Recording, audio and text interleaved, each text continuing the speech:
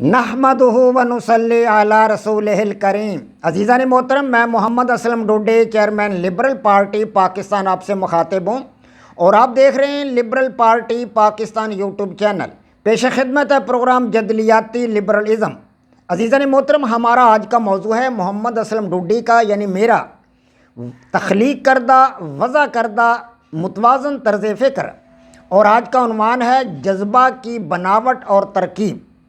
عزیزان محترم، آپ کو پتہ ہے کہ میں آپ حضرات کے سامنے اپنا پروگرام جدلیاتی لبرلزم کافی عرصہ سے پیش کر رہا ہوں، اور اب تک میں آپ حضرات کے سامنے اس کی 140 کے قریب قسطیں یا ایپیسوڈز پیش کر چکا ہوں۔ ان ایپیسوڈز میں یا قسطوں میں میں نے آپ حضرات کے سامنے جو کچھ بیان کیا ہے، جو کچھ آپ کے سامنے رکھا ہے، اس کا لب لباب یہ ہے کہ انسان کے سماجی مسائل حل کرنے کے لیے دنیا کے تمام الہامی مذاہب، تمام انتظامی مذاہب اور تمام غیر الہامی مذاہب ناکام ہو چکے ہیں، اور انسان کے سماجی مسائل کما حقہ ابھی تک حل نہیں ہو سکے۔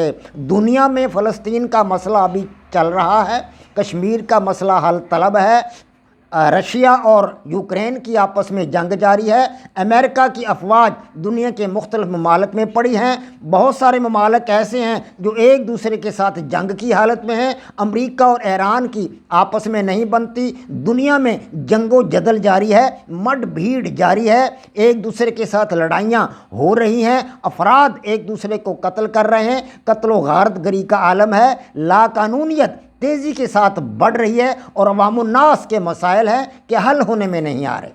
عزیزان محترم، یہ صورتحال اس بات کی غمازی کرتی ہے، اس بات کا مطالبہ کرتی ہے کہ دنیا میں کوئی ایسا نظریہ حیات ہونا چاہیے، آئیڈیالوجی ہونی چاہیے جو دنیا کے تمام انسانوں کے سماجی مسائل کو حل کر سکے۔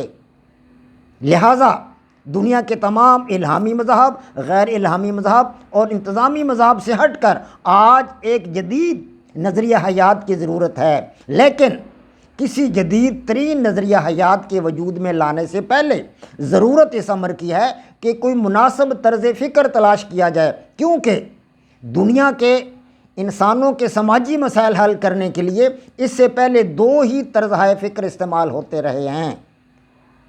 نمبر ایک، غیر جذباتی طرز فکر یا سائنسی طرز فکر جو انسانوں کے سماجی مسائل حل کرتا، جو انسانوں کے مادی مسائل حل کرتا ہے، اور نمبر دو، جذباتی طرز فکر جو انسانوں کے سماجی مسائل حل کرتا ہے۔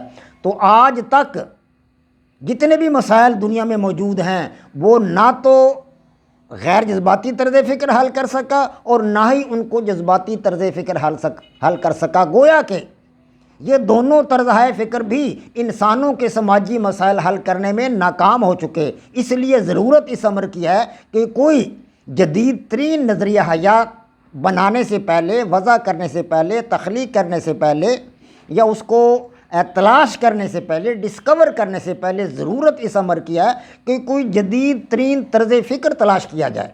میں نے آپ حضرات کے سامنے اپنی طرف سے ایک تخلیق کردہ، وضع کردہ جدید ترین طرز فکر، متوازن طرز فکر رکھا ہے، اور میں درجہ بدرجہ گریجولی اسی طرز فکر کی طرف بڑھ رہا ہوں۔ انشاءاللہ چند ایپیسوڈز کے بعد آپ کو پتہ چلے گا کہ متوازن طرز فکر جو میں نے وضع کیا ہے وہ کیا ہے۔ اسی ضمن میں آپ حضرات کو یہ بتانا مطلوب تھا کہ جذبہ کیا ہے، کیونکہ جذبہ کی سمجھ بوجھ سے پہلے ہم کسی طرز فکر تک نہیں پہنچ سکتے۔ میں آپ کو بتا چکا ہوں کہ جذبہ کیا ہے، کیا ہوتا ہے، اس کی تعریف کیا ہے، اس کی ڈیفینیشن کیا ہے، اور جذبہ کیسے پیدا ہوتا ہے۔ اس بارے میں آپ کو اپنی ہمت کے مطابق، اپنی معلومات کے مطابق آگاہی دے چکا ہوں، اور میں آپ کو یہ بھی بتا چکا ہوں کہ جذبہ اس وقت پیدا ہوتا ہے جب انسان اہم واقعات کا مشاہدہ کرتا ہے یا تجربہ کرتا ہے۔ تو عزیزان محترم، آج میں آپ کو جذبہ کی بناوٹ کے بارے میں بتاؤں گا کہ جذبہ کی ترکیب اور بناوٹ سائنٹیفیکلی کیا ہے۔ تو عزیزان محترم، اپنی بناوٹ اور ترکیب کے حوالہ سے جذبہ کے چار نمایاں پہلو ہیں، چار نمایاں پہلو ہیں۔ تو ان میں سے سب سے پہلا ہے ادراکی پہلو، اور دوسرا ہے شعوری تجربہ، انشاءاللہ تعالیٰ العزیز میں آج ان دونوں کے بارے میں آپ کو کچھ تھوڑا سا بتاؤں گا، یعنی پہلا ادراکی پہلو اور دوسرا ہے شعوری تجربہ۔ ادراکی پہلو کیا ہے عزیزان محترم؟ ادراکی پہلو سے مراد یہ ہے کہ جذبہ ماحول کی اشیاء، خیالات یا نظریات کے فہم یا ادراک سے پیدا ہوتا ہے۔ یعنی جذبہ کب پیدا ہوتا ہے؟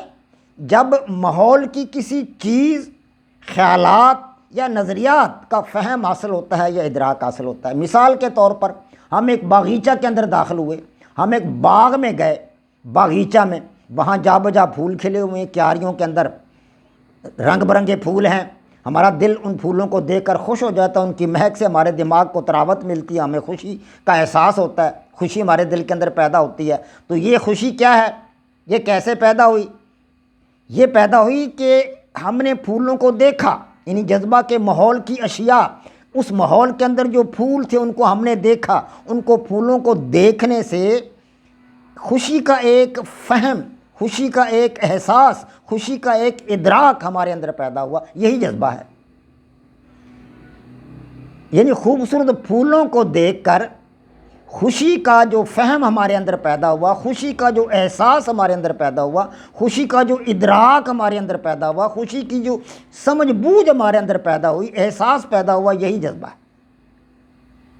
اسی طرح اب دوسری مثال لے لیتے ہیں خیالات کی، کہ جذبہ خیالات کے فہم یا ادراک سے پیدا ہوتا ہے۔ تو خیالات میں آپ دیکھ لیں کہ فرض کیا مثال کے طور پر کسی آدمی نے مجھے گالی دی ہے، میں اپنی مثال لے لیتا ہوں کہ کسی نے مجھے گالی دے دی یا کسی نے مجھے برا بھلا کہا، تو اب میرے دل میں خیالات گزریں گے، جب میں گھر آؤں گا یا اسی وقت میرے دل میں خیالات گزریں گے کہ فلاں شخص نے مجھے گالی دی ہے، اس نے مجھے برا بھلا کہا ہے، تو میرے دماغ کے اندر اس کے بارے میں ایک نفرت کا احساس پیدا ہوگا۔ یہ خیالات کا، یعنی نفرت کا ایک احساس پیدا ہوگا، نفرت کا ایک فہم پیدا ہوگا، نفرت کا ایک ادراک پیدا ہوگا۔ یہی نفرت کا فہم، یہی نفرت کا ادراک جذبہ ہے، یہی جذبہ ہے۔ اب ہم نظریات کے حوالے سے اس بات کو سمجھ لیتے ہیں۔ یعنی میں نے آپ کے سامنے ادراکی پہلو کی ڈیفینیشن دوبارہ سن لیں، یہ کی ہے کہ جذبہ ماحول کی اشیاء، نمبر 1 اشیاء، نمبر 2 خیالات، اور نمبر 3 نظریات کے فہم یا ادراک سے پیدا ہوتا ہے۔ تو اشیاء کا فہم تو میں نے آپ کے باغ کی مثال دے دی آپ کے سامنے، خیالات کا فہم میں نے آپ حضرات کے سامنے اپنے آپ کو گالی دینے کی مثال دے دی، اور نظریات کا فہم، نظریات کے فہم کی مثال دے دیتا ہوں کہ ایک سیاسی لیڈر ہے، تقریر کر رہا ہے، وہ اپنے مخالفین پر برس رہا ہے، ان پر تنقید کر رہا ہے۔ مثال کے طور پر عمران خان تقریر کر رہا ہے اور وہ نون لیگ پر تنقید کر رہا ہے، وہ کہہ رہا ہے جناب کہ یہ تو لوٹ کے کھا گئے ملک کو، نواز شریف ملک کو لوٹ کر کھا گیا، اس کی فیملی ملک کو لوٹ کر کھا گئی، وہ ان کے پر تنقید کر رہا ہے، تو آپ کے دل میں ایک احساس تو پیدا ہوگا نا، ایک جذبہ پیدا ہوگا۔ وہ کیا ہوگا؟ تعصب کا جذبہ ہوگا۔ آپ کے دل میں نواز شریف کی فیملی کے بارے میں ایک تعصب پیدا ہو جائے گا۔ تو یہی تعصب کا فہم، اسی تعصب کا ادراک، اسی تعصب کا احساس ہی جذبہ ہے۔ تو شے سے بھی آپ کو مثال دے دی، خیالات سے بھی آپ کو مثال دے دی، اور نظریات سے بھی آپ کو مثال دے دی۔ ایک بار پھر سن لیں ادراکی پہلو، جذبہ کا ادراکی پہلو، کہ جذبہ ماحول کی اشیاء، خیالات یا نظریات کے فہم یا ادراک سے پیدا ہوتا ہے۔ جذبہ ماحول کی اشیاء، خیالات یا نظریات کے فہم یا ادراک سے پیدا ہوتا ہے۔ تو خوشی کا احساس پیدا ہونا پھولوں کو دیکھ کر، یا نفرت کا احساس پیدا ہونا گالی سن کر، یا تعصب کا احساس پیدا ہونا کسی پر تنقید سن کر، یہی ان کا فہم پیدا ہونا یا ان کا ادراک پیدا ہونا، یہی جذبہ ہے۔ یہ جذبے کا ادراکی پہلو تھا جو میں نے آپ حضرات کے سامنے رکھا۔ عزیزان محترم، شعوری تجربہ انشاءاللہ پھر کل بیان کروں گا، وقت زیادہ ہو گیا، تو میں نے آپ حضرات کے سامنے آج جو ہے جذبہ کے 4 پہلوؤں میں صرف ایک پہلو رکھا ہے، ادراکی پہلو، باقی اس کا شعوری پہلو ہے، اسی طرح اس کا ایک ہے عضویاتی پہلو، اور چوتھا اس کا کرداری پہلو۔ یہ باقی تینوں پہلو انشاءاللہ تعالیٰ العزیز میں آپ حضرات کے سامنے آئندہ کسی وقت رکھوں گا۔ وما علینا الا البلاغ۔ پاک فوج زندہ باد، پاکستان پائندہ باد۔